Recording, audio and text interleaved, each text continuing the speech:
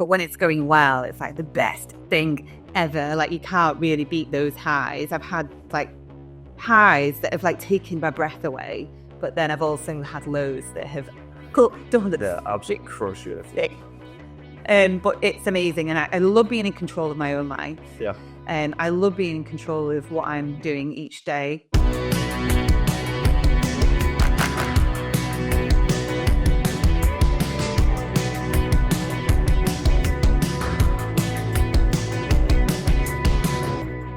From Ministry of Work, welcome to Greater Manchester's Greatest Minds podcast, a show about Greater Manchester's pioneers, entrepreneurs and visionaries, and the stories that brought their ideas to life. I'm Eddie Whittingham, and on today's show we're joined by Jennie Bailey, someone who, quite possibly, has the world's most famous feet, whether that be on TikTok, Instagram, or when featured in a long list of news publications like Cosmopolitan, HuffPost and more.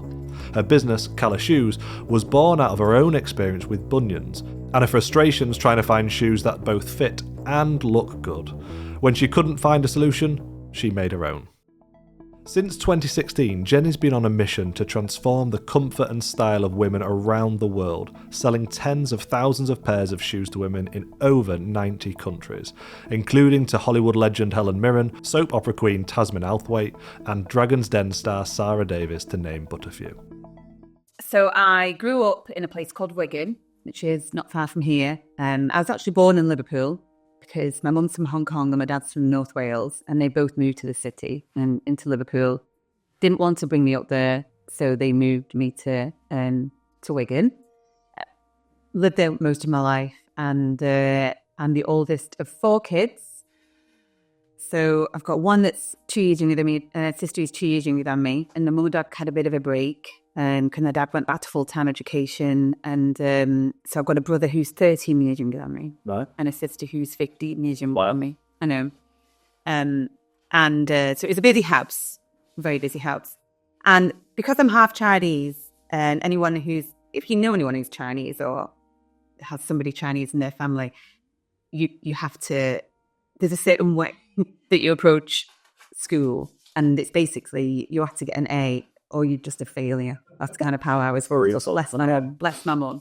But she was very young, she came to this country very naively, but she, her family are incredibly successful, have come from literally nothing from Hong Kong, like nothing, and all made a very successful life for themselves through education. So, in most countries, other than this one, you use education to get yourself out of poverty. So that was kind of how I was driven. So I was very much a SWATy, A-star type student all the way through school. Went to university. It was very much expected of me, but I quite enjoy studying and learning. So I'm quite good at it. So that was fine for me. And no kind of history in the family of entrepreneurship or running your own business, except for the fact that my grandma and granddad on the Chinese side of chippy. Yeah. I think that was kind of a standard Chinese thing to do. But other than that, there was nothing on that side. It was very much you're going to, get a degree from a very great university, and then you're going to get some kind of profession. So that's kind of what I did. Not quite where my mum wanted me to be. I'm not, I'm not a solicitor and I'm not a doctor. The two ones, right? That might have had a similar dream. Yeah.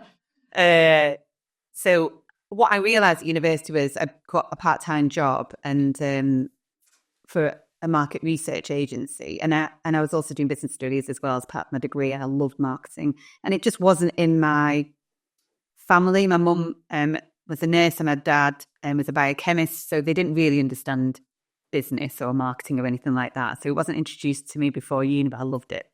So I knew I wanted to go into something to do with marketing, and that's what I did when I came out of university. So my first job wasn't a proper job, I'd call it, because it was for the NSPCC, but it was doing fundraising, so professional fundraising, where we get paid to raise money for the NSPCC. Effectively. It's not on commission. You have a salary, but you are expected to raise a certain amount of money. So I worked a lot around here. Manchester was my area. Swinton Worsley was my area, working with supporting volunteer networks and helping them raise money, and through shops and through bake sales, that kind of stuff. Yeah. And then also supporting the rest of the NSPCC teams to help raise money professionally. Didn't really enjoy that. I don't think it was for me, that fundraising side of it, because it's quite salesy. Yeah. And I'm not a salesperson, so that's not the side of marketing I like. And then I got a job working for this Quango that supported the food and drink industry in the Northwest. And I love that job. And I guess that was kind of my first taste of working with small businesses, because these are people that have, they make cheese, they make crisps, they make jam, they make chutney, they make ice cream, yogurts. But they are people from the Northwest, or they were people from the Northwest. They knew how to make the product, but they didn't necessarily know how to get it to market. So I supported them with their marketing and helped them understand how to sell their how to sell their wares to the public or to other businesses. And I kind of didn't know, when I relate what I do now to then, I was coming at it from a different perspective. And I didn't ever really think I could be in their shoes. It didn't kind of marry up for me. That presumably you were quite young at the time, though. So yeah, it wasn't 20. Yeah, so you maybe didn't have that idea in head, I'm going to start a business. No, definitely not. But I worked with all of those businesses and was incredibly inspired by them, the passion. I got loads of free food. That was amazing. And I used to organise big food events. I organised the first standalone food festival in the Northwest, stuck in Cumbria. That doesn't run anymore, but it was incredible and had all these food producers. And so a bit like artisan stuff, as you. Yeah, so there's loads of food festivals now that run, but in those days they didn't exist. And I organised the first standalone one. In the Northwest back in it must be 20 odd years ago, because I'm 23 years ago now. So so that was kind of my first experience of working with businesses, and then I left that. And I think it was just the career progression, because Quangos can be, because it was small, and you're very, you need to get money from the government, and in order to run it. It doesn't actually exist anymore, that Quango, unfortunately. So I went to work for Salford University, and I was there for nearly 9 years. And I went in as a marketing officer, doing student recruitment marketing. So, the prospectus, back in those days, we used to do newsletters, and doing the prospectus, very hard copy, and just trying to find ways to bring students into the university. Because most people think that universities just exist and people go to them, but actually there's quite a lot of marketing that goes into trying to convince people that your university is the right for them. And exactly. So I worked my way up to acting head of marketing just before I left. But in that journey, in that 9 years, I did actually work with, I kind of call them business cells within the universities. So there's a lot of breakout businesses that come from universities. Again, they know their product, whether it's scientifically based or whatever. They've got some nanotechnology, whatever it is, but they don't necessarily know how to get it out there. So I supported them with their marketing as well. And then when I was in a position of being made redundant, and I'd been there a long time, but I'd been on maternity leave, I'd come back, there was a huge shift in management. We'd been through 5 restructures, and I'd survived 5 of them. And it was only a matter of time, I think, in those kinds of organisations where the next time might be, it's you. And then this time I'd had a new manager who was a bit mad, to be honest. And she basically got rid of my whole team. And it was an awful time. It was incredibly stressful for anyone that's been through redundancy in that way, in a restructure way. It's not a nice way. And then I found out I was pregnant as well. It's completely by accident. And because it took me quite a long time to get my first one. So I thought it'd be the same for the second, and it wasn't. So it was a big shock. And I thought, oh shit, I'm pregnant. I don't want to necessarily go and look for another job with a big bump, because that's quite tough. I mean, it's despite exactly. They're going to be so what, we employ you and then you're going to go off on that leave. So I was having a bit of a crisis, I guess, and I thought, right, what am I going to do? And then I was thinking ahead, and I thought, right, I could, go on that leave with my redundancy pay and then get a job afterwards. But then in those days, pre-COVID, flexible working was not, it was a thing, but it was not really, yeah. It was tough to get, you had to have an employee, yeah. So I thought, well, how am I going to manage this with 2 under 2? The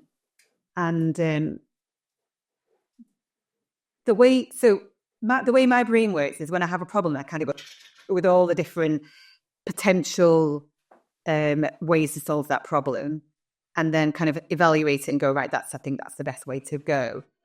And at that time, I don't know if it's right or wrong, but I thought the best way for me to go now is to start my own business. And I'd had the business idea like many, many years before, but not done anything about it. I'd had a few business ideas actually, but this one, I thought I could make it work because I can do it online, I can do it from home, and I can still like work it around the kids.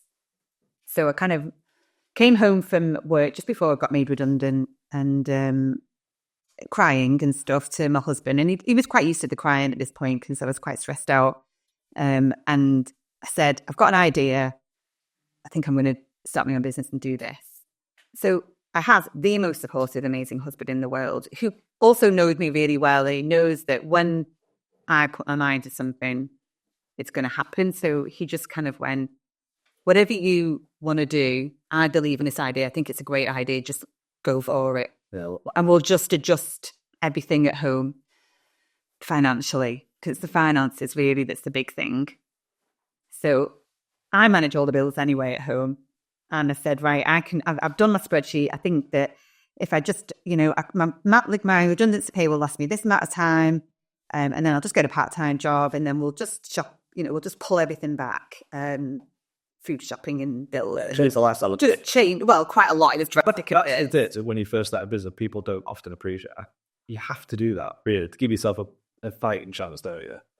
It was huge. I mean, we'd gone from 2 damn good salaries to 1, living our best life because we didn't have kids before then. And then we were suddenly having 2 children and only 1 salary. So it was quite a big adjustment for us. But he was like, okay, you just said it's fine as long as you're happy. And I think he was quite worried about me, basically. And he was willing to kind of go along with whatever solution I had just so that I could be happy. And I have to say that whether it is a right or wrong decision is, a difficult thing to say because I don't know if I would have been happy in a job because I've not got that sliding door. Of course, no. Yeah. But I do know that this is the best job I've ever had. So, and I've had a lot. I mean, I've worked since I was like 15, 16. I think this is my 14th job or something. I don't know many business owners who regret it. It might all go wrong, but I don't think they enjoy anything quite as much as having a I know it's quite hard to say because obviously there's a lot of stress that goes into running a business. And depending on where you are in that kind of roller coaster, there might be a slightly different answer or a more strained answer. But when it's going well, it's like the best thing ever. Like you can't really beat those highs. I've had like highs that have like taken my breath away, but then I've also had lows that have done it. Yeah, absolutely crush you. But it's amazing, and I love being in control of my own life. Yeah, I love being in control of what I'm doing each day. And one of the things that I realized about working at Salford Uni or just working at like a large organization like that is that my creativity was stunted. And, when you think I've got this great idea, but then when it has to go through several committees and people that don't know what they're talking about. Was a diluted version of your original idea or completely changed. Or you just don't get to do it. Yeah. Oh, it takes so long that it's kind of past. So what I love now is, we can take risks, we can try stuff out. No one really notices if it goes wrong because it's still quite small. And when it pays off, it pays off. So that's the best bit. And that creativity, my marketing side, I've really been able to push that. I love. So yeah, it's kind of the balance of really enjoying the good bits of the business, because obviously there's all the rubbish bits where you're like, oh, the slog of the spreadsheets and all that kind of stuff, which is not my thing. It's hard, but the good bits are great.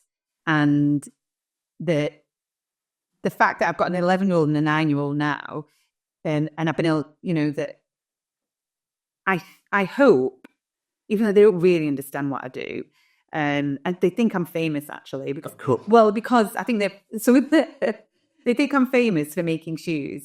But no, I'm not. But what did I been in the press and their friends have found me? They're like, "Oh, look, your mum's been in the newspaper, so she must be famous." But they had me around quite a lot, and I've been able to be there to take them to school and pick them up from school and take them to clubs and still run the business at the age. Amazing, isn't it? Yeah. I mean, there's a lot of the time where I am locked in that office and then they come in and I just had to tell them to get out. But they're quite self-sufficient. You know, they can make their own snacks and... Feed themselves. Yeah, they are. And when I compare them to some of my friends' kids, like they can really sort themselves out. And that's the way I was brought up. My mum had 4 kids. She always worked full-time. She's incredibly successful in nursing and has always worked. She's never not worked. So I used to think that she was some kind of superwoman. But now I am that superwoman. I am the one that's like running a business and looking after 2 kids and, do the majority of it because my husband's out. It is amazing. He's out from 7 till 6 every day. And it is amazing because they will look back and be like, how did mum build a business from scratch to what it is today and still be there? Yeah. They won't get it until they're about... No, it's lost, yeah. Fortunately. They won't appreciate it for a long time, but rest assured, eventually they will. So going back to the idea then, so obviously you've been made redundant. Oh, yeah. And you had the idea previously. So tell us about how did that idea originally come about? Yeah. So the story is that I have this medical foot condition called bunions. And basically a bunion is a deformity at the base of the big toe. So it means from a physical sense that finding your feet are wider at the front than they are at the back. So your feet look a bit weird. If you don't know what one it is, then just Google it. My feet will probably pop up. I think I have the most famous bunion feet in the world. Well, I'm not gonna lie. And but it makes finding footwear incredibly difficult, as you can imagine. So I was getting married I've been married 14 years this year, so back in 2020, and no 2040. Oh God, whatever that is, 2010. That's it, 2010. It's going to come back. Yeah, the maths, isn't it? So 2010, and I was looking for a pair of shoes for the wedding. I was getting married in Italy. I had this stunning dress and stunning venue. And I kind of thought, oh, shit, I'm not going to be able to find the shoes. And it was weird because I got to the point and I was like, oh no, I'm actually not going to be able to find any nice shoes to go with this dress. I had a couple of pairs of shoes that I always wore to go out in, but they weren't the shoes to go with the wedding dress. So I literally looked high and low, and things have changed a lot in 14 years in the digital landscape, but in fact a huge amount if you think back 14 years. But I was on page 789 of Google thinking somebody in the world must have thought of this already. They must have designed some shoes, nice shoes for bunions that will fit my feet, and there was none at that time. You could kind of get, there was some wide-fitting footwear brands out there, but they weren't in wedding shoes. It just wasn't the thing. Yeah, even though people were fashionable. Well, fashionable. Oh, yeah. It was absolutely some kind of granny's thigh, Velcro slipper type shoes, but not things that were going to go with this beautiful wedding dress in Italy. So that's kind of where I had this light bulb moment. And I distinctly remember turning around to Gary, my husband, saying, one day I'm going to make shoes for women who have feet like mine. And it was kind of a throwaway comment, but I remember really feeling really passionate about why has no one done this? I can't be the only one. So that was that. And then fast forward to redundancy situation. And I thought, right, I need to start my own business. This is the only way out of this crisis that I'm in at the moment that fixes everything. And then that idea came back to me. Because footwear obviously wasn't my background. I've just told you it's NSPCC and food. And if anything, that's you've been advised a small bit, probably would have made sense in a lot of people's sense to go, I'll just do marketing and advise people on the market, maybe. Potentially, yeah. I think that I wanted something bigger. Yeah. And when I was thinking, I wanted something that I could grow. I didn't want a lifestyle business. what no lifestyle businesses really passed through my mind. I thought, actually, I want something that I can proper. Like, I said, that sounds awful, doesn't it? Because every business is proper because it's got to fit with your life. But I wanted something that I could grow beyond just making a bit of money for myself. So that's why I kind of arrived at the shoes, and I thought, right, okay, and it was quite quick. It was like within a week, and I thought, shoes, I can do this. Can't be that hard. Let's just go for it. So that was it. Naivety there, probably. Just a slight bit of naivety. Which aid? Yeah, and I think that actually, when you want to do something new in an industry that's as old as footwear, then naivety helped 1,000,000%. Because when I was going out to factories and saying, I need to make shoes in this particular way, and they would go, no, we don't make shoes. That's not how you do it. We do it this way. That's how we did it. It's the way we've always done it, right? Exactly. And then I go, well, no, I want you to make shoes in this way. So it's just trying to convince somebody to make shoes in a completely different way and coming at it really naively. Because if you're classically trained in how to make footwear, you know how to make footwear in a certain way. So I'm trying to turn that all on the head and make it in a different way. And it all starts from the last, which is like the mold which the upper is wrapped around. And that's the bit that I had to change. And that was quite a challenge, I guess, for factories to kind of get their head around. How did you, obviously the idea is one thing, but then how do you like design that first shoe with having never done that before? So I think that my background in loving learning and studying, and also, you know, I'm not afraid to ask people to help either. So I was quite happy to go out there and just ask as many people as possible, like, how do you make shoes? And that's how it says. So I just used to find some people, how do you make shoes? How are they made? What's the construction process? I had a meeting with somebody from the British Footwear Association who started her own footwear brand, and she'd worked in the shoe industry her whole life. So she just gave me the basics. I took that. I don't really know what happened. It feels like it's a bit of a blur, but I went out, I went on LinkedIn, on Google, and I thought, right, I just need to find a factory. And this lady said, if you want to make static in small quantities, because you've not got loads of money, so you can't start in China and places like that because they want high MOQs. So you're going to have to start in Europe, which is like Portugal, Spain, Italy. And I thought, you know what, I'll start in Portugal.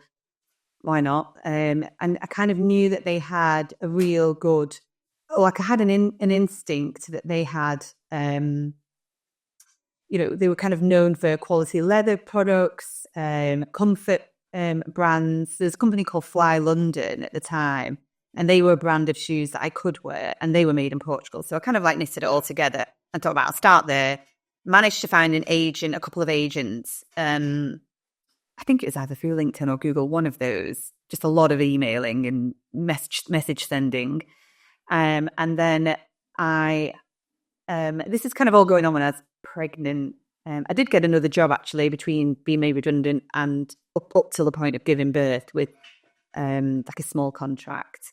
But then I was at the same time, I was kind of like in the evenings doing all this research, and I went out to Portugal, and that's kind of where I started learning a lot more. And I'd say it's taken me all this time to really learn about how shoes are made, because you learn something new all the time.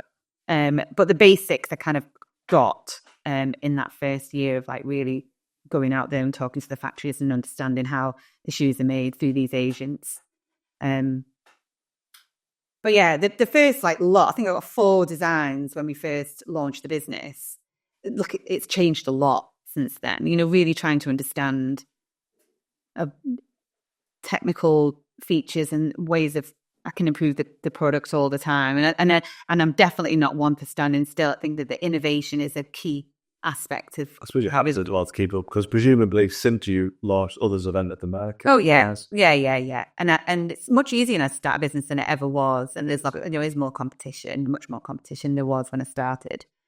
But I'm keen on always listening to the customers anyway, and thinking about, right, okay, what can I do to make it better for them? And so there'll be things that I've not thought of, and new technology and sustainability is big now, and it wasn't 14 years ago. And there's lots of new materials out on the market that we can use. Like we launched our first vegan shoe, and that wasn't really a thing when I first started. I thought that the market was too small, and I was already in a niche. I mean, you've got a product-based business. You're kind of constantly learning about how products are made. And then different factories might do it slightly differently, and different parts of the world might approach it slightly differently as well. So there's loads of stuff I'm still learning all the time. But the learning curve was like climbing Mount Everest in that first. Well, presumably you loved it though, because if you've got a love for learning, like that's the most exciting bit. Like, It is. So I've had a SaaS business, a product business, and now like a location business. People think like that's really bad. I'm like, yeah, because I love the learning. Like that's the bit that catches me and interests me. So I think you had to have that natural like want to learn to. You do, and you do have to, because you have to love learning. Otherwise, it's going to be really, really, really unenjoyable for you. If you're not the type of person, it's a bit, you might not have been like classically academically swotty. No, but you need to be able to nerd out in a particular bit, don't you? Exactly. Yeah. Exactly. How did you get your first sale? Like, who bought your first pair of shoes? Was it family friends? Was it? So this was Well, how did you first strangers? So I don't know if you remember, because we won that when we were on that accelerator program. I remember loads of people coming up to me and being incredibly like in awe of how I managed to sell a pair of shoes even before I had the shoes here. And to me, it made perfect sense. Can I just add that? That now is a really common way of starting a business. It wasn't then, I don't think. I think back then everyone was like, we've got to build it first, then sell it. Whereas now there's like caught onto the fact like you should sell it first, then build it. Yeah. And I think that there's the fear, isn't it, in doing that? But I didn't have that fear. Maybe that was just a naive thing.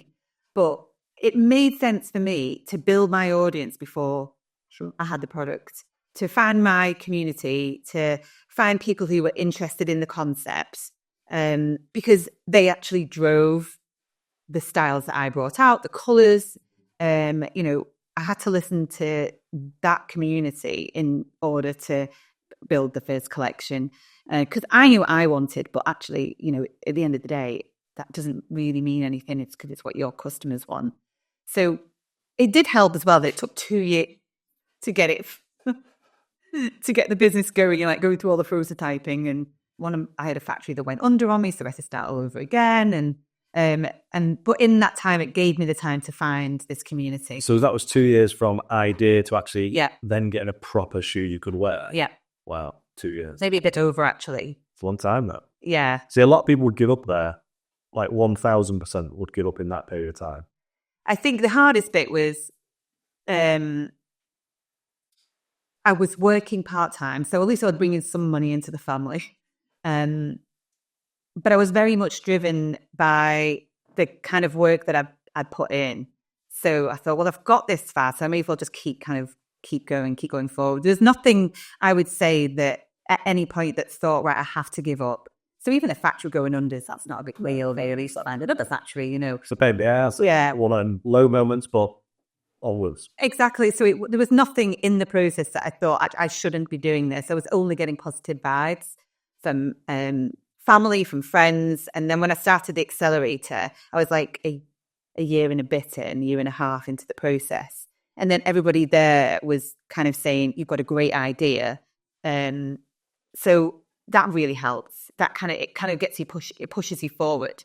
Nobody looked at me and with that look in the face where they're going, oh my God, like you could see it behind their eyes. Exactly. And I'm sure I've looked at other people like, yeah. I remember generally hearing your pitch for the first time and be like, why hasn't anyone done this? Like, a clear pain point for women. Women will spend a lot of money on shoes, right? It's inevitably gonna sell. It kind of made sense to other people because it was an easy problem solution type. And then I remember talking to other people in the accelerator program, and when they were telling me about their businesses, you kind of do that little that glaze. Either they'd not explained it well enough to me, they'd not succinctly described it, or I just thought, I don't know if that's got legs. It's probably bad. It wasn't, to be honest. No, but it some businesses like yours, I think the beauty of it is it very clear pay and problem solved. Yeah, like, it's good for that. Yeah, and now I've lost my train of thought. No, you're okay. It was on about getting the first the sales. Yeah, so I built this community. So I went out online because it was an online business, and using kind of like forums like Mumsnet, Quora, Reddit, any place where I thought people might be talking about fashion, footwear and shoes. And then when there were conversations about it, what I would do is I would go in and I'd say, look, I'm thinking of starting my own business. I've got this idea and I think we might be of interest to you. This is my website address. I didn't have anything on there really. But I said, if you're interested, then sign up for a newsletter and then I can tell you more, can involve you in the process. So by the time I launched, I had about over 1,000 people signed up to that newsletter. So I did a pre-launch, I guess like a mini Kickstarter campaign. Yep. So it meant, but my own, so I didn't ask a commission to anyone. So people could pre-order the shoes and then they would arrive. Theoretically, it was supposed to be 4 weeks later. Yeah, we'll come to that. That was probably the most stressful part of my life, waiting for those goddamn shoes to arrive. It's like, why can't we just... Especially because you're at that point, right, you've taken money off a customer and they are expecting it, even though they know your style. No, I had, to be honest, because I'd taken a lot of these women with me on the journey, it did help. And I communicated with them saying, I'm so sorry, this is held as up, and like they would come back to me and go, don't worry, Jenny. They'd be like, Jenny, we get it. I can't wait to see the shoes. I suppose it's quite unique, isn't it? Because you are like campaigning on their behalf almost, so they probably were a lot more forgiving then. They were like, well, there's nothing else out there, so we will wait. We love what you're doing. So they were really, really supportive. So that process, you had 1,000 people roughly subscribed onto like a wait list. You do a pre-launch where you then charge them full-ish price. I think I gave a bit of a discount for pre-ordering at that time. And then how many? We sold about 150 pairs. Yeah, great. Right, straight off. And I'd only bought 300 in that first batch. So what were you thinking then? Shit, should have made some more. A bit. But I couldn't afford any more. I would have loved, I don't know, someone to bankroll me in those early days. That would have been amazing. But actually, it was the best way to do it because iteration 1 of shoes, I realised actually it's better to buy small because you go, actually, these... Yeah, it's a tweak. You tweak it. So the next batch, then you tweaked it and you made it better. Because, we did get people returning them and saying they were this or they were that. So you're like, right, okay, let's listen to that and then do the next one. So actually... I would always say buy small. And I've spoken to, loads of women wanting to either start their own shoe business or they've already started. And several have said, I've got this inventory of 1,000 pairs of shoes here. They hadn't done any of that community building. They'd launched and then, to the bloody bales of, what's it called, tumbleweeds, that's it, and wondering why they'd not sold any. But they've outlaid all that money. And at that point, I kind of do a bit of a groan where I go, too late. I said, you've got that inventory. It's probably going to be a year or two's worth of inventory. What you've got to do now is you've got to go out and find that community and like build it as quickly as possible and just, do it. And it's not going to happen overnight, but you go out there and you find it. It's a touch hard as well in the reverse, isn't it? Because you can't bring people along on the journey. You kind of, unless you lie, but you can't bring people on the journey. And that organic kind of journey and community building is really powerful. Yeah, it is. It's gold. And there's one other business. There was one girl who contacted me. And what I started doing actually in the early days is I started writing a blog. And I think it was quite cathartic, really, in some respects about, from the beginning of like being pregnant and coming up with the idea and how I did it and visits to the factory and meetings with the designer and all that. And I blogged about it. And for a time, I was like number 1 on Google for anyone who wanted to start a shoe business or something. Not anymore. But that I did get quite a few people contacting me and loving the story. But there was one girl who contacted me and her business is like doing really well as well. And she's making shoes for women who have who are a size 9 and above. Okay. So, she's very tall. She's like size 9, 10. She's really struggled finding like larger footwear. So she's done really well in that space. Again, a niche, but it's a needed niche as the world is getting taller and feet are getting bigger. But she'd done the right thing. So she'd contacted me and instinctively she'd done all this already. So she'd done the community building. She'd done it on Instagram, found her big-footed ladies around the world. So when she launched, she was able to that. Yeah, and in fact, that's been her business model the whole way along. So she's not gone my route, whereas I've just been grabbing every opportunity and like wanting world domination. She's very much gone down an Instagram route, and it works well for her. So she has small collections, does a big drop, sells that. So a little bit of FOMO there and everything else. Yeah. So she just launches like one shoe at a time. Yep. Whereas I like launch full collections, So it's a slightly different business model, but it works really well. But she has a very loyal, very strong tribe there of people. So that's the way to do it. Build your community, find your people who want your products, and then once you kind of start, I'm at 8 years in, so it's not an overnight process by any means. 2 years to even get a shoe in hand, right? God, yeah. So it's 2 years to get a shoe in hand, and then 8 years business. And there's certain things that probably the magic has only started happening. There's been bits of magic along the way. I call it magic because if there was like things that happen, you go, bloody hell. I wanted that to happen, but I didn't think it was actually going to happen. But I'd say that the real magic happens like 5, 6, 7 years in, because you need a bit of, what's the word? That kind of cumulative, critical compounding nature of it all. Yeah. Particularly with a brand, I think. Yeah, with a brand. So, when someone's on Reddit and they're going, I've got wide feet, does anybody know a brand? So somebody else recommends you. Yeah, whereas in the early days, they're not going to do that. They're not going to do that. I mean, it's amazing when it does happen in the early days. Yeah. Oh, someone's mentioned us. But now it's like kind of, we're quite well known in that space, particularly in the UK. So when I go onto those forums, we do get mentioned more than we ever used to. But that takes a lot of time. Yeah. And so you obviously started by yourself. Mm. How's that journey been as a sort of sole founder? Because that's difficult, isn't it? It is. And if I went back again, I would have probably brought somebody else in early doors.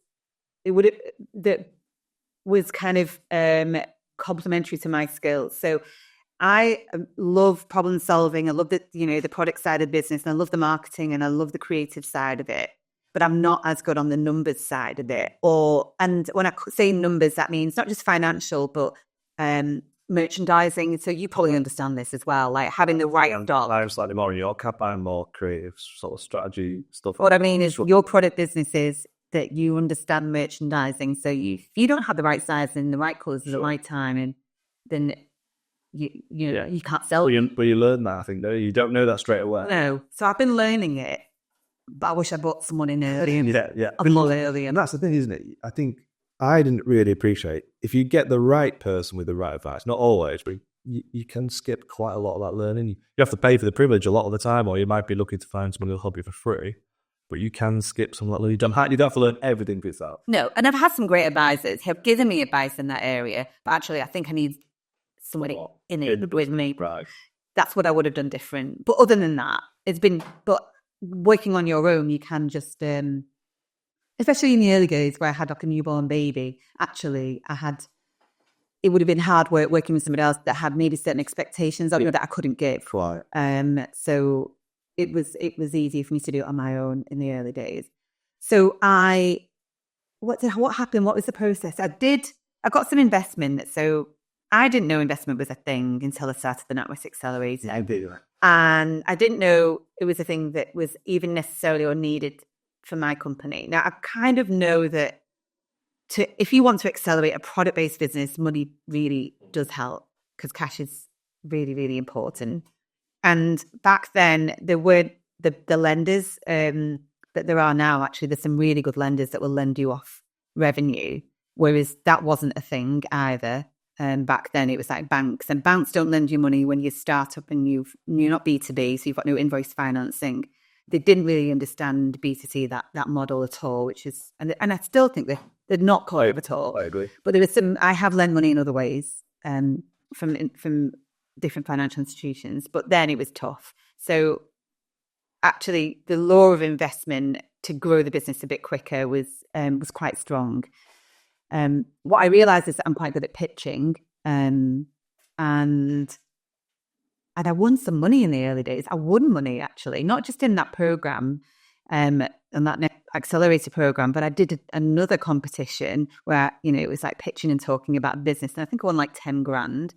But I realised that these cash injections were like really fundamental and key to growing the business. So I got some investment. How I got the 75k, 6 months into starting the business. It only turned over about 20 grand at the time. It was not about a modest investment, actually. Oh, yeah, it was a little bit. It was from a brand new investment fund called Bushish Design Fund. And Damon, who started that business, that fund, it was a startup for him as well, in a way, because he thought that there weren't enough funds out there supporting product-based businesses. He thought they were all too tech-focused. Probably still are. Yeah. And he wanted to support innovative entrepreneurs, like inventors, really. So, like your James Dyson, who knocks on loads of doors and they all said, do one. He wants to be, the investor for whoever that next James Dyson might be. So we found each other quite early on, connected. He's the same age as me, got 2 young kids as well. We just got on really well. His mum had bunions. It was like some kind of weird magical moment, because when I went in and I pitched to these guys, these, white middle-aged guys down in London, one of them had bunions and his 2 sisters.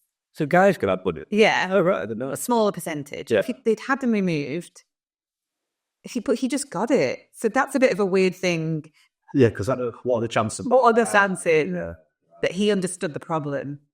To enough to get it removed, right? Yeah. And he said he would have paid anything, for shoes that fitted, that looked nice then. So he just really got it. And he is my main investor now, because he's reinvested in the business several times over the last 8 years. So we understood it. That was just damn luck. So I thought, everybody had told me that it takes, ages to get investment. Most people are going to say no. And the first person I pitched to said yes. So I was like, I feel this is fate. I've got to do this.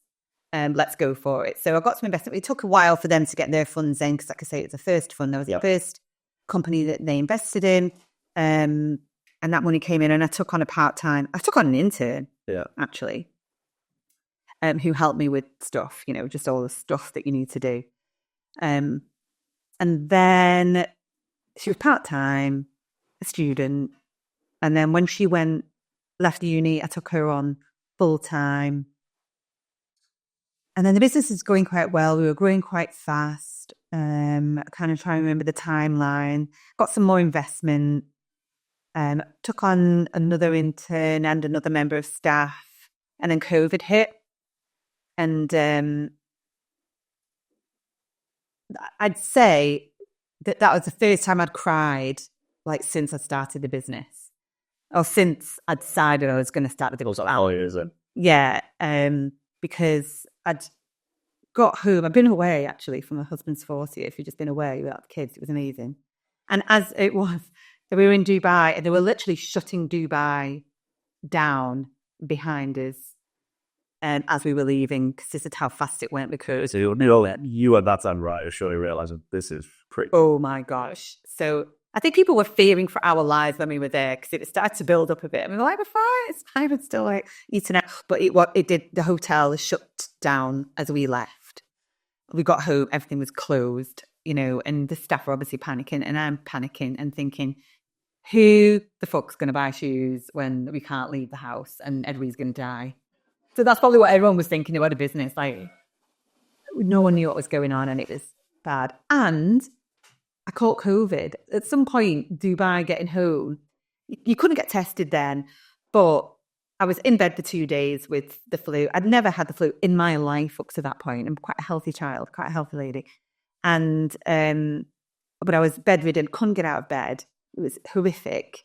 And then I remember afterwards having a glass of red wine and thinking, why does it taste like mud? And I'd realised my taste buds had changed. 2 weeks, I couldn't drink red wine. This is my favourite drink. It was what got me. It was, nose a problem. Nose a problem. And then, so that's kind of how I knew I probably had COVID. So I was crying that week in bed, trying to have a meeting, quite ill with my team, trying to reassure them that everything was going to be okay.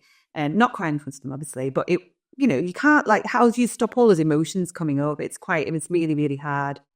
But I like a challenge. And I'd fortunately got some investment like a few months before. So we had money in the bank to kind of keep us going and to pay for the shoes and that kind of stuff that we'd just had delivery of. And we did actually manage to grow 20% that year somehow. I don't know how. That's amazing. I think it's just in generally, but we weren't like a multi-million pound business. Yep. And also e-com businesses were faring better, weren't they? And I know still e-com. Interesting though, because you think no one's good outside, so you don't need shoes, right? Athleisure, loungewear. We didn't do slippers. Oh God. Yeah, regrettably, we should have done slippers. Those businesses were flying, weren't they? Cosmetics for some reason, like loads of businesses are really doing really well. Did sales like plummet? Did they kind of tick over? They just ticked over. I could say we grew a bit. It's amazing, really. Yeah, because we were selling heels. You know what I mean? We weren't selling trainers, but it did drive me to do things. Like again, we weren't selling trainers either, but it did drive me to kind of think, right, actually, we do need more casual wear. And I knew, so I thought to myself, change your business strategy. When we come out of this, as and when, I thought, right, okay, people are probably going to want to go out again, so the heels is going to be big. But secondly, people are not going to have worn heels in ages, so they're going to need trainers. So that's what I went into developing. And now our trainers are our like bestseller. Yeah. Because people have changed their... Yeah, even I'm getting a bit older now, but when I go out, I'm way more relaxed than I ever would have. Yeah, people are much more casual than they ever were. So it did change how, our range mix of what we were doing and drove that innovation. I'm still trying to develop suckers. Still. Just can't get them quite right. Gun perfect. So yeah, it was, I still managed to keep most of my team. I had to make one redundant. But after COVID, I think people were looking for comfort more than ever. We were a comfort shoe brand, and we actually doubled in business in a year after COVID. And then again, so 2 years on the trot, we went boom, boom. This is after COVID. So most businesses were doubling in COVID. We didn't. But after COVID, we went boom, boom. Wow. And it's stabilized since then. The recessions have not helped. Or this teetering. Oh, it's stabilized. It's stabilized. And yeah, so I've got a team of 3, but all remote. And that works really well for us because pre-COVID, we were trying to meet up all the time and be together. But one of my members of staff said that after COVID, she wanted to travel and she's young and she wanted to work remotely from other countries. And I said, go for it. No kids, no house, do that now. And she's still doing it. And is my marketing manager. So everything's online. She doesn't need to be here. She is coming here today, actually, to come and see me before she goes off to Japan. But yeah, so everyone's remote and it works really well. So COVID was like awful. Like I say, it's the first time I cried in ages, but then it has worked really well for my business as well. I think that it changed everybody, COVID, didn't it? Like in the way that we look. Yeah, patterns, behaviours, ethos even. Yeah, it has changed. Priorities and like loads of things really changed it.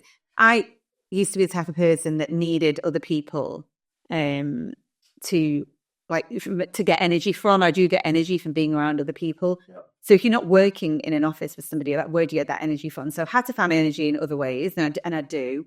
And I still like getting out every now and again to meet people. I kind of realised that I need energy and all kind of, it will be kind of depleting. And bloop, bloop, bloop, get me to the top again. So I'll go out and I'll do some networking and then think, I need to do more with this. But then I think, and then I've had enough. And then I go back to my office. So I really love remote working, and I always want to have a business where I could support women to like have a great job but also work it around their lives. And unfortunately still women are the primary caregivers for the most part. So all the women I employ, besides the one who's like digital nomading it, so I'm supporting her, but the other 2 have young families or have families, and I know that they can work their jobs around them, and they work really hard for me. I've got the best team in the world, honestly. I could cry sometimes thinking about how lucky I am having them. I've had some terrible employees along the way. That sounds awful. Ones so terrible is not the right one. There's been a couple of interns that thought, maybe not, but then there's been people who are the right fit for the business. So that's different. So they'd be the right fit for somebody else, but not for me. So there's sometimes, we were discussing before this podcast about yin and yang in relationships, but there's yin and yang in friendships as well. So if you look at your friends, you'll probably realize that you're quite different, and that's what makes you good best friends. And then in your business as well, you need that yin and yang, because you can't have too many me's in a business, because I'm a lot, And the way my brain works, and all over the place all the time, and dribbling loads of different things, and that's what I love, and that's the way I do it. But my team can't be those people. They need to be, much more sensible than me. They need to pull me into line. They need to say, Jenny, have you done this yet? That's the kind of people that I need, and that's who I've got at the moment. So I know I can trust them. They just crack on. I don't really need to manage them. I just need to lead. Yes, that's it. So, they need direction. They need to know where we're going. They need to know that they're doing a good job, and I hope I do that for them.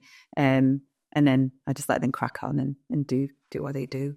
You mentioned throughout there's been like sort of those bits of magic. What are those moments been? What are the key sort of stuff? Oh gosh, there's a few. So when Holly, who's my marketing manager, when she first started interning for me, I was telling her about the magic. And she was looking at me at 20-something years old out of uni going, what is she on about?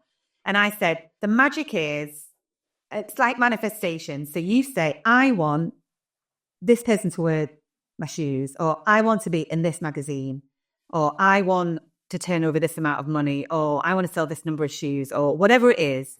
So you have it's like a goal, I guess, as well, or otherwise known as. But it's looser.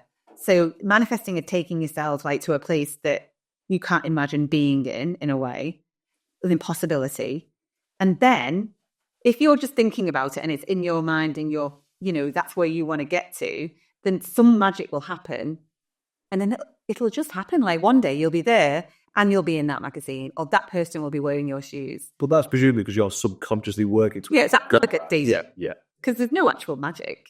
But the magic happens from that process. So she was like, nah, I don't know what you're on about.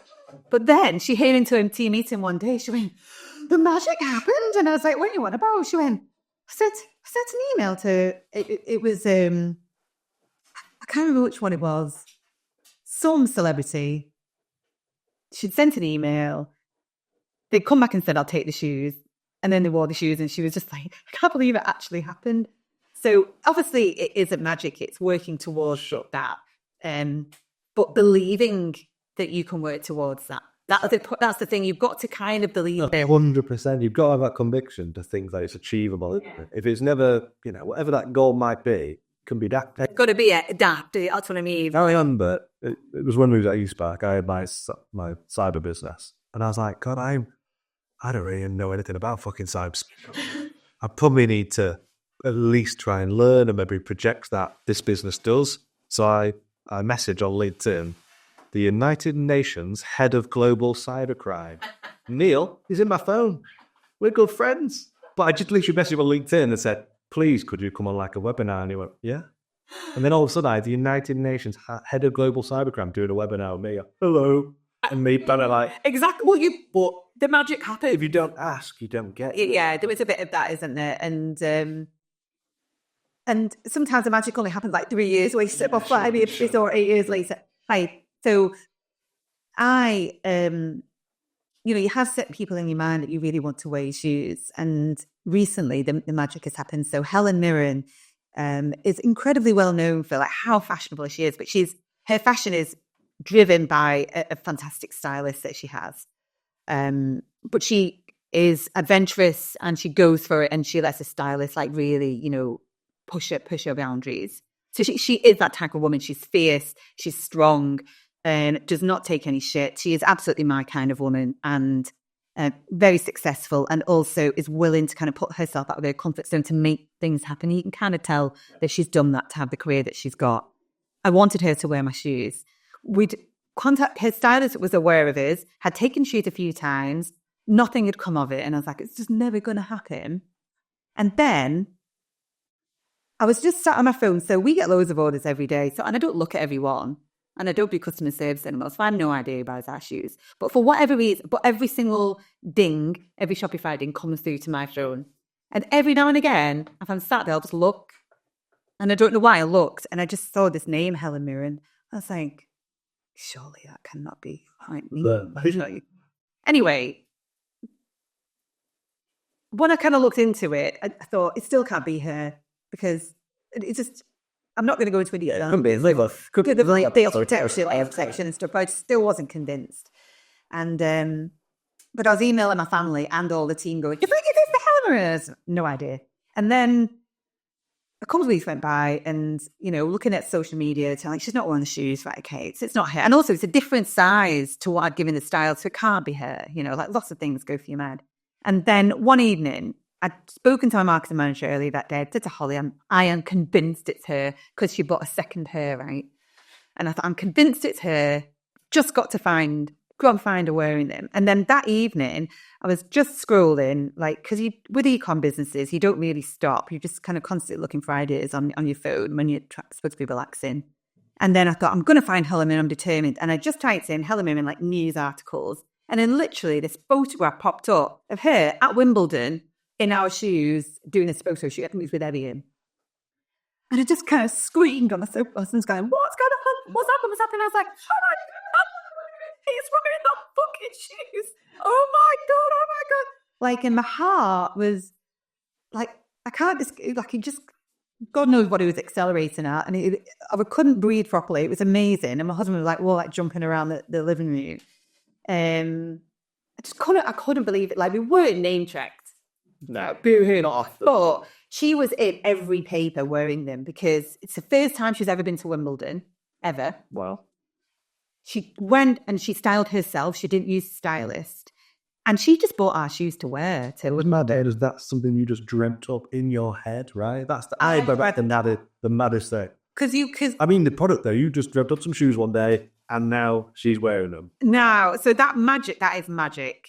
That is pure magic because it's obviously taking a lot to get to these people, but it is pure magic. So, but yeah, that was amazing. But there's been loads of other magical moments kind of like that, the first time you see yourself in a newspaper, the first time, you get a certain number of visits to the website if you're e-com. Yeah. The first time your videos go viral, that kind of stuff. And we had quite a lot of viral videos, but there was a chunk, quite a lot of magic's happened this year.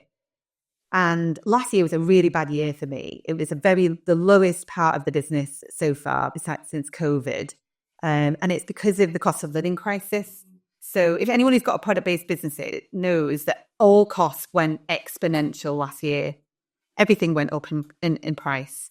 I think lots of businesses have been holding back putting prices up in the supply chain, and then it went bad last year. I'd made a couple of bad business decisions, taking advice from people that I thought knew better than me, went against some instincts and guts.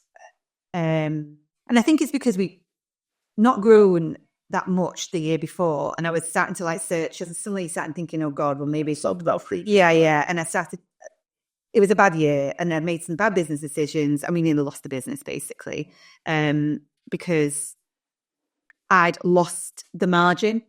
So everything had crept up. I'd made some bad business decisions that were costing the business money and the margin had just gone and we were losing money too much. And I'd not kept a handle on that. And things started spiraling. So I've literally spent the last, what were we in now, September, 12 months rescuing the business and bringing it back. And I have, so I'm in a much better place. I couldn't have done this podcast a year ago because I would have just been crying all the way through it. There's no point. But now, the way I turned it around, it's the proudest thing I've ever done. It's been a slog. It's not a magic moment. It's been absolute grafting, really looking at how we can turn it around. But since then, loads of magical things have happened, like the Helen Mirren thing. I think when you're in a positive place, it's much easier to make magic happen. And then we also went viral on Instagram. So it's a funny story. Took on a new intern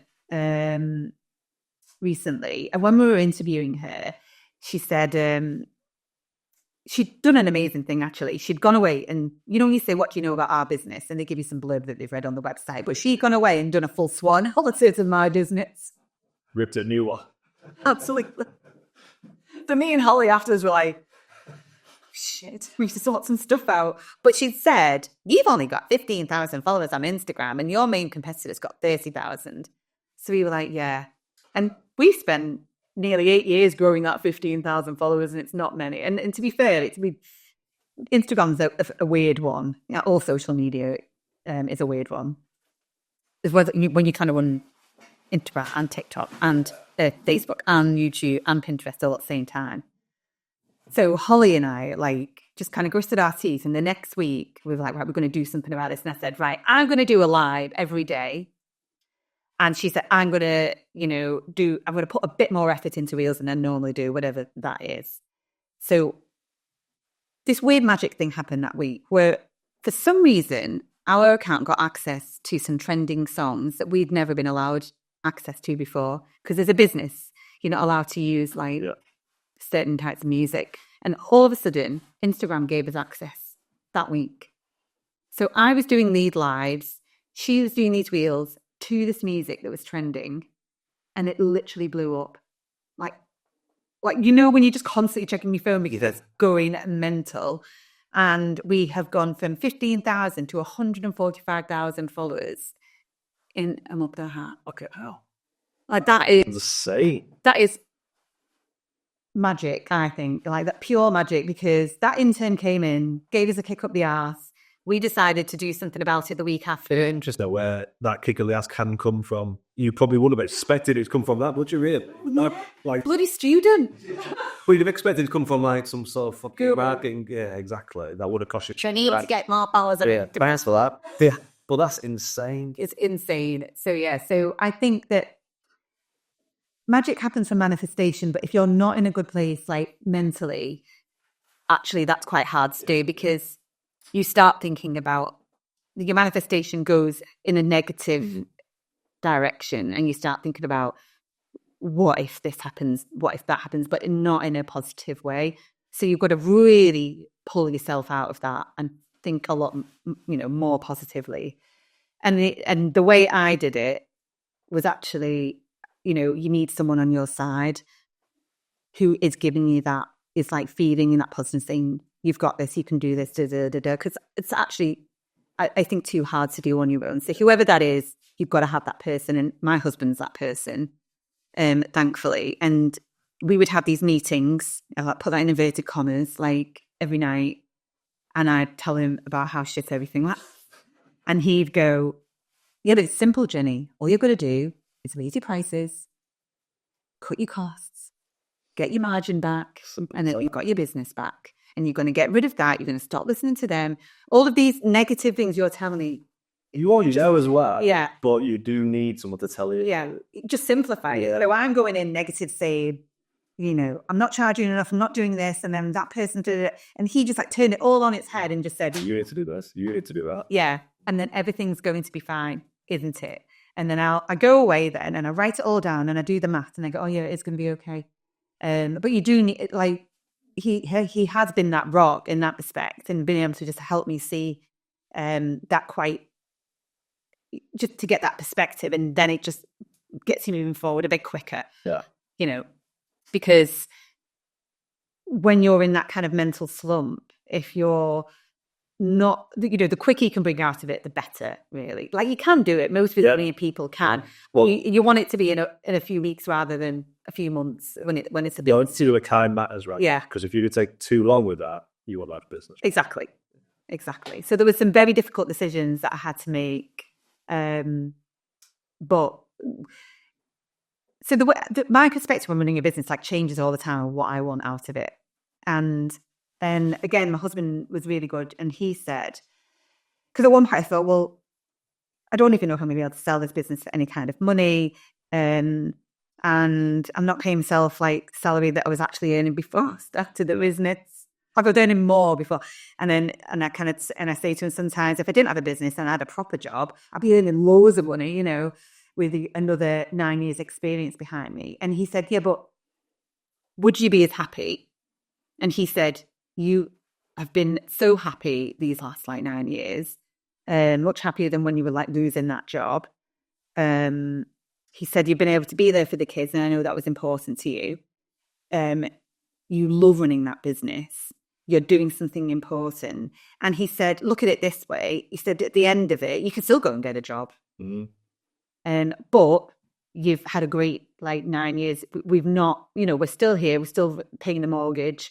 We still get to go on holiday, and none of that has changed. Like, that part of your life has not changed. But you've had a dead good time, like, running this business. And then somebody else said to me, I think this is when I was in my crisis point, and I just thought, somebody had reached out to me on LinkedIn, said, I'd like to have a chat with you, just no charge. I love talking to businesses. And she came along at the right time, and it was just one random chat, some girl in Europe, I don't know who it was. But she said, if you started Calla again, with all the knowledge that you've now got over the last 9 years, would you run it differently? Would you run it better? Would you, And I went, of course I would. Because I've learned those stuff. Like how to make shoes, how to run a business, all of those things. I'd fly. Like I could probably get to where I've got now in a quarter of the time. Be easy, yeah. Probably quicker. Yeah. And she went, so why don't you think you can do it again then? If this business fails, why don't you think you can just go up? Why can't you just start another business with everything that you've learned? So maybe realise that actually, if it did fail, you pick it up. It's not the end of the world, because it does feel like it. Like if you're like in that like bottom of the roller coaster bit, or I'm sure you've talked to businesses, entrepreneurs who have failed like properly and started another business. You do feel like, oh, what am I going to do next? Like, I don't know. Well, you're so wrapped up in, like, it was a bit of your identity as well, right? You poured your life and soul into it. It's a little bit of that. You do. And also, if you've got loads of customers, if you've got thousands of customers across the world, I feel like I owe them now. I feel like I need to be here for them, because the feedback that they give me is what drives, it does drive you that. Like there's certain drivers, isn't it, that keeps you going and motivates you. But your customers, when they come to you and say, like, you have changed my life. Like, and like literally they had given up all hope of ever feeling in a certain way that a nice pair of shoes does. It's quite difficult to kind of understand that unless you if you've grown up loving fashion and loving wearing pretty shoes and feel like that's part of your identity, and then that's been taken away from you, you do feel like, the shoes, it's ridiculous, really, doesn't it? Like, but you feel like that's been taken away from you. So to have it given back is life-changing for my customers, and they email me all the time to let me know. So you do think that as well, I'm letting them down, and then these staff, and you got to let them down, and oh, God. But on the topic of, like, customers and yourself, in terms of, obviously, feet being a topic, you must have had some strange interaction with social media as well. So I have, I've gone viral a lot on TikTok. The Instagram story is the first time we've gone properly viral there. But on TikTok, we've been viral a few times. And it's because we use my feet as the shock factor. So you don't know what that is. On the cover. Look for Calla Shoes on TikTok or on Instagram, and then you'll know what I mean by that. It's like scroll stopping. But what helps us go viral is everybody who is disgusted with my feet. Wow. So and all the people who love my feet. So you've got like you've got three camps. You've got three camps. So you've got people who hate my feet and going, what the fuck are they? So I've had some amazing comments like, just saw them off. They look like, so what I've had comments recently was they look like Dory from Finding Nemo. I don't know what that means. They look like, oh God, it's a character from SpongeBob SquarePants, Handsome something or other. I can't remember. Do you need to amputate them? Loads of comments like that. And just like vomit emojis. But that fuels the sure. That fuels great content for you in a way. But we haven't used it yet, but it fuels the algorithm, so it goes and goes and goes off. And then once it goes off, there'll always be a percentage of people who they've got a fetish and they love my feet. And then there's also another percentage who want my shoes. So I kind of don't care about the trolls. No, it doesn't matter, does it? The lovers and the haters of the feet. If there are certain people out there who go, oh my God, where have you been all my life? And so I've had to put myself out my comfort zone.